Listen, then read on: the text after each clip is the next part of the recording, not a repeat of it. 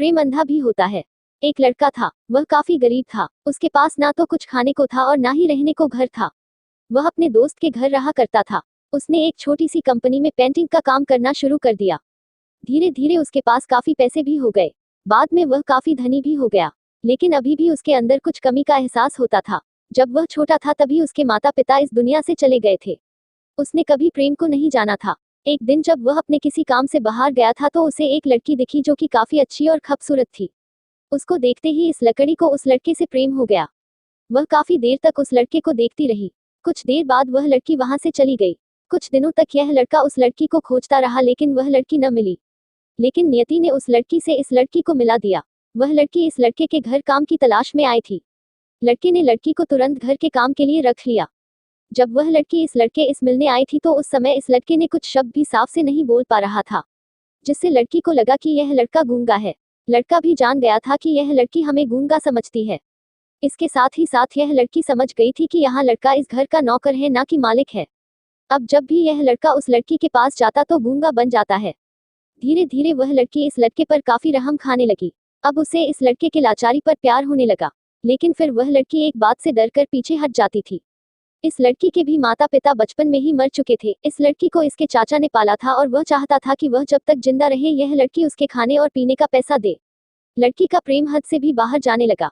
लड़के के एक खांसी पर भी वह लड़की दौड़े उस लड़के के पास पहुंच जाती थी। अब लड़का भी समझ गया कि इस लड़की को मुझसे प्रेम हो गया है। लड़का भी बहुत ज्यादा उस लड़की से प्रेम करता था। उसने पहले लड़की के बारे में सब कुछ पता किया। जब उसे सब पता चल गया तो वह बहुत रोने लगा क्योंकि उसने गूंगे होने का झूठ बोला था। अब वह दिनों रात रोने लगा। लड़की अपने सैलरी में से लड़के की इलाज करवाने को कहती थी। एक दिन सुबह ही उस लड़की को पता चला कि वह लड़का हॉस्पिटल में भर्ती है। वह दौड़ते हुए जब हॉस्पिटल में पहुंची तो उसने देखा कि लड़का बेड पर बेहोश पड़ा है। उसके आसपास काफी मशीन लगी हुई थी। जब लड़की डॉक्टर के पास पहुंची तो वहां पर डॉक्टर ने उसे बताया कि लड़का अब बोल नहीं सकता है। उसने अपनी जीभ को कटाने की कोशिश की है। इसके साथ ही उस डॉक्टर ने उस लड़की को एक पत्र दिया। उस पत्र में लिखा था, मैं एक काफी धनी लड़का हूँ। जिस घर में तुम काम करती हो उस घर की मालिक मैं ही हूँ। लेकिन इसके साथ ही मैंने तुमसे एक बहुत बड़ा झूठ बोला है कि मैं एक गूंगा हूँ। अब इस झूठ का प्रायश्चित करने के लिए मैं ऐसा काम करने जा रहा हूँ। इसके साथ ही तुम मेरे घर से मेरे मैनेजर से पैसों को लेकर अपने चाचा को दे देना और एक नई जिंदगी की शुरुआत करना। अगर हो सके तो मुझे माफ कर देना, तुम्हारा दोषी। इस पत्र को पढ़ने के बाद उस लड़की के आंख आंसू से भर आए।